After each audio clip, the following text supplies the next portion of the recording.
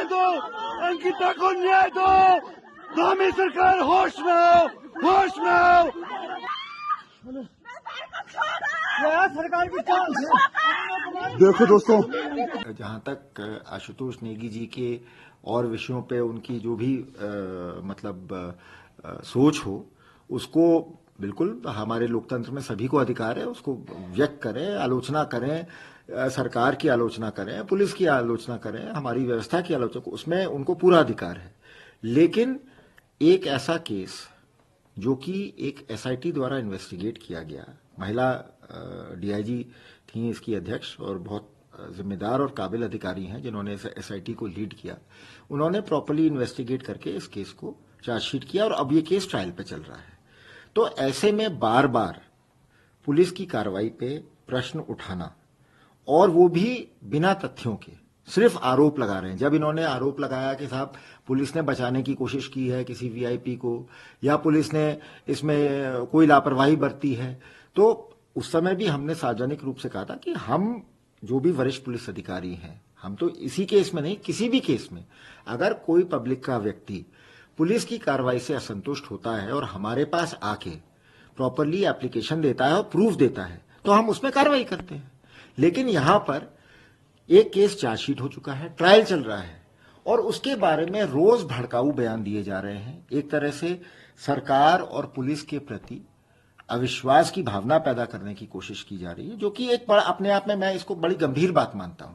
क्योंकि मेरा मानना यह है, इस केस को खासतौर से मैंने बहुत करीब से देखा है, उत्तराखंड सरकार की ओर से इसमें पुलिस को पूरी छूट दी गई कि बिल्कुल निष्पक्ष होकर, निर्भीक होकर हम इसकी विवेचना करें और जो भी इसमें इस घटना में लिप्त हैं उनके खिलाफ कार्रवाई करें।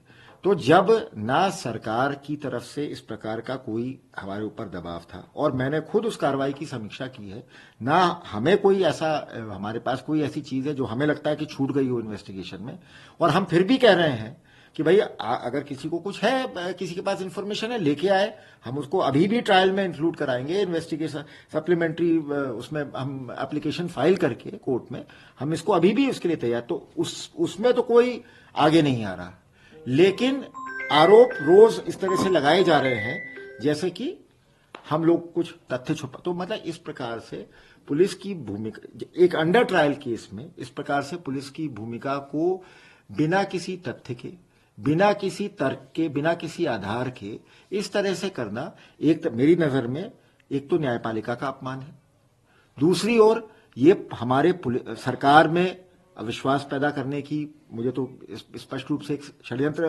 प्रतीत होता है। इनके अपने राजनीतिक कारण हो सकते हैं, और वो भी चलिए, वो दो अलग विषय हो गए। लेकिन मेरे लिए सबसे इंपॉर्टेंट बात यह है कि ये जनता और पुलिस के बीच में अकारण अविश्वास पैदा करने की कोशिश कर रहे हैं, टकराव की स्थिति पैदा करने की कोशिश कर रहे हैं।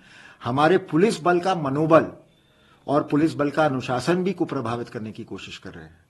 अगर हमने मान लीजिए, आप उसमें कई तरीके के आरोप कि भाई किसी महिला पुलिसकर्मी का ट्रांसफर हुआ तो उसको इस केस से जोड़ दिया, तो अगर इस तरीके के, तो आपका कहना है कि पुलिस फोर्स में जो है बदमजी पैदा करने की कोशिश? बिल्कुल, मेरा मानना यह है कि ये आशुतोष नेगी जी किसी, देखिए ये तो अभी तो इनकी गिरफ्तारी इस केस में हुई है, बाकी और इनकी क्या वो है उसकी भी हम जांच पड़ताल करवा रहे हैं कि ये क्या, भाई जब कोई इनके पास एविडेंस है नहीं तो बार बार किसी, क्या इसमें हमारे ही कुछ पुलिसकर्मी तो नहीं है जो इनको उकसाने का प्रयास कर रहे हों? अगर ऐसा पाया जाता है तो उन पुलिसकर्मियों के खिलाफ भी हम कार्रवाई करेंगे।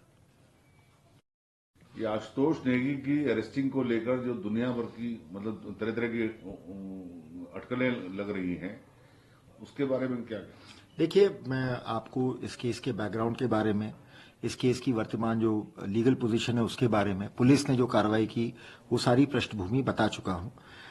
मैं तो यही कहूंगा कि जो भी लोग इसकी गिरफ्तारी पे, पुलिस पे या सरकार पर अनर्गल आरोप लगा रहे हैं, वो या तो भावनाओं में बह रहे हैं या उनका अपना कोई एजेंडा है। तो मैं इस बारे में बिल्कुल स्थिति स्पष्ट करना चाहूंगा कि अंकिता भंडारी के केस के इन्वेस्टिगेशन के दौरान उत्तराखंड पुलिस पे किसी प्रकार का कोई दबाव नहीं था। सरकार की ओर से, माननीय मुख्यमंत्री जी की ओर से हमें पूरा समर्थन मिला इस केस में कि आपको जो सख्त से सख्त कार्रवाई करनी है न्याय के हिसाब से, एविडेंस के हिसाब से करिए और कोई उसमें रुकावट नहीं आएगी। तो उत्तराखंड पुलिस ने जो कार्रवाई की है बिल्कुल निष्पक्ष और निर्भीक होकर की है। तो आशुतोष नेगी की गिरफ्तारी को लेके जो भी लोग अंकिता भंडारी वाले केस को जोड़ रहे हैं, उसके बारे में अनर्गल कयास लगा रहे, मेरी बस उनसे, सभी नागरिकों से हाथ जोड़कर अपील है कि कृपया इस प्रकार की अफवाहों पर ध्यान न दें। ये और अंकिता भंडारी को न्याय दिलाने के लिए उत्तराखंड पुलिस पहले भी कटिबद्ध थी, आज भी कटिबद्ध है और जब तक उस बिटिया को न्याय नहीं मिल जाता आगे भी रहेगी। हमारे प्रयासों में कोई कमी नहीं आएगी और आशुतोष नेगी और इस प्रकार के जो स्वयंभू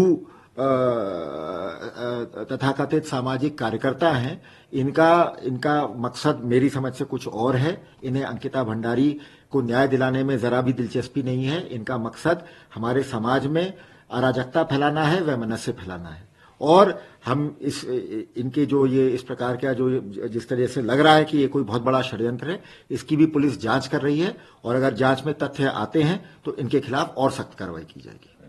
हमसे जुड़े रहने के लिए हमारे YouTube चैनल को सब्सक्राइब करें और नई वीडियो की नोटिफिकेशन के लिए बेल आइकॉन को दबाएं। अगर आप ये वीडियो Facebook पर देख रहे हैं तो लाइक जरूर करें और ज्यादा से ज्यादा शेयर करें। धन्यवाद।